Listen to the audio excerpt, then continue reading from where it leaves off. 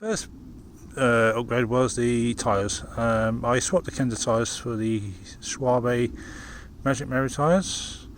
Now these are a 27.5 by 2.35 grippy tyre. They're the softest tyre Schwalbe do.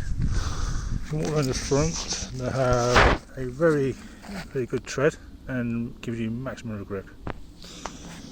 The second upgrade was to ditch the Altus gearing.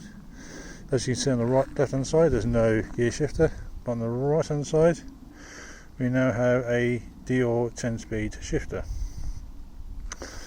Working the way down we have a IXF 170mm crank, and also fitted are a pair of DMR V12s that I had lying around, so I decided to fit them.